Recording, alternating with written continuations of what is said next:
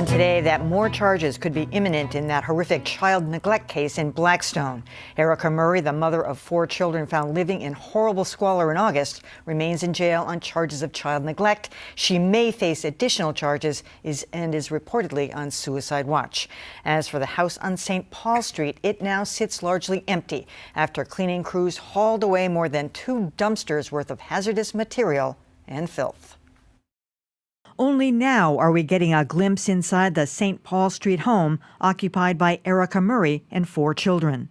These are pictures of a marijuana growing operation found in the basement that led to drug charges against the father of the children, Raymond Rivera. Meanwhile, cleaning crews have removed almost everything from the home, including sections of wall that were plastered with feces. Body fluids and mattresses and anything that was contaminated in the building has now been removed. Once they leave here, we're going to be bringing back an extermination company again to go back in and debug the whole house. And for the first time, we are hearing from the neighbor who went into the house in late August after a 10-year-old boy living there asked her how to get babies to stop crying. She was laying in the middle of the bed, completely covered in feces, feces all on the wall. I was walking on dirty diapers to get to her. She was, of course, crying. So I picked up the little one, and I couldn't find anything to wipe her with. So I took my shirt off and cleaned her.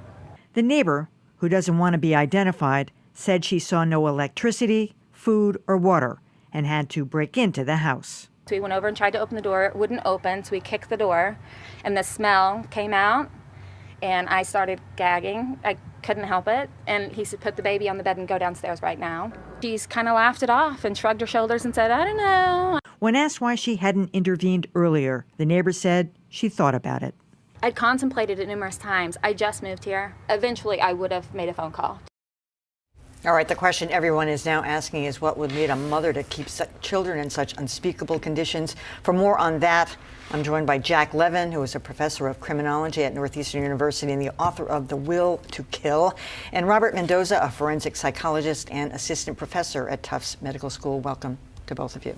So not only keeping these children in horrific conditions, but the bodies of 3 infants found there, which is where the additional charges will come from. You know, gentlemen, over the weekend, one of my producers went on that website that was Facebook. It was Erica Murray's Facebook page. She did everything to make her life look normal. She posted pictures of her children, engaged in parks, in play, and activity. No mention of the other 2, but clearly she had the presence of mind, even up until recently, to put on some kind of a facade for people that would think, you know, oh, this is just a normal family. What is going on there? It is strange. There are cases of women who kill their children one at a time. It's called Munchausen by proxy, and they do it to get attention, sympathy, compassion from the doctors and the neighbors and the relatives. But here we have something completely different, and I've seen it happen where a woman will not be able to give birth, and she will steal a baby in order to please her partner. Here, I think this suspect, I don't know what to call her, did that as well. She tried to hide the infants, the dead infants, and the ones that actually remained with her, the 2. In order to please her boyfriend. She felt that he would leave her. Now, I'm guessing, you know, I'm speculating, but that's what I think happened.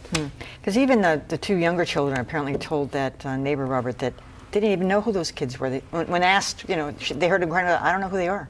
I mean, how could it be that dysfunctional? Well, I think like Jack's mentioning, there are so many strange aspects to this case. I mean, there are around 450 murders by parents to children under 18 a year. So that's a very small number. It's 1 or 2% of the total homicide rate to begin with.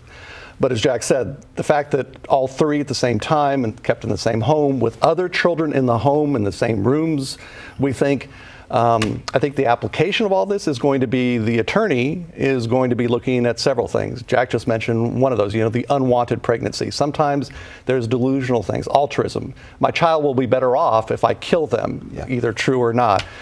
Sometimes there's the depression, which I think is what we're hearing about, the person being held at Framingham, the suspect being held at Framingham, and they're looking at whether or not this is a psychotic break, maybe even postpartum depression. You can add that to the list of it. So there are a number of things that are going to be looked at, mental health being one of them. But interestingly enough, women who kill their children under the age of 1, and those even in the first day of life, which is, I think, something that the attorney mentioned, that these children may have been killed instantly or at the time.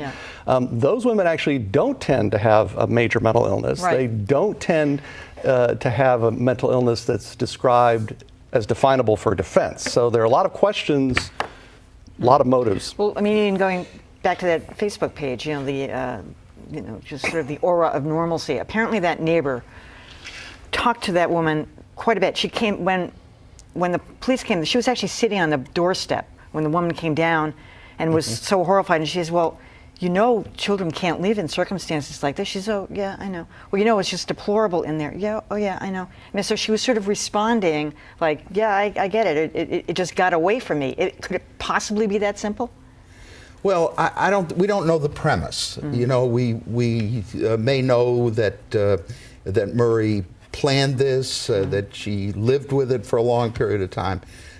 Did she know she was killing gophers or children? Yeah. Look, there were animals in the house. Yeah, same thing. That's really important to me because, her lawyer originally suggested that the 3 deaths the children were stillborn. Yeah, we don't know. Yeah. Which lets her off the hook. Right. But, not really. Well, no, and I think that part of the evidence here, at least in my mind, is that there were a number of 3 dead animals.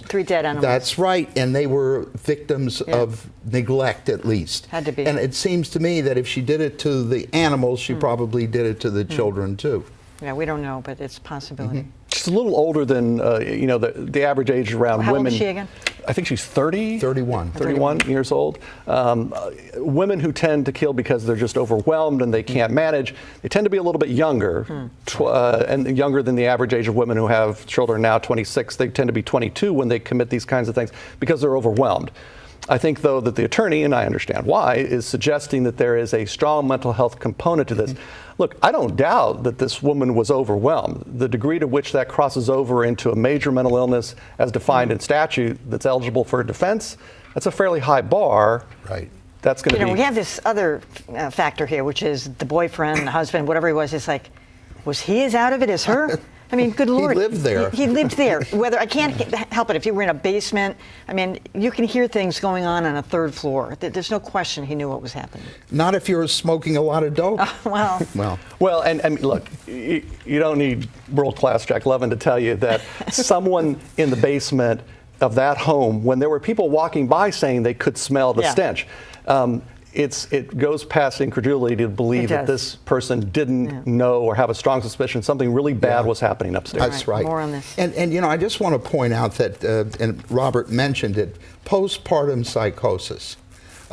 It's rare. I mean, depression is not, but lots of women have the blues after they have a baby. Even if they want the baby, they may be depressed for a period of time. And then there are a few who are really legitimately psychotic. And that could be the case with respect Hopefully to we'll find this out. one. Jack Levin, always a pleasure to have you, and Robert Mendoza. Thanks for coming.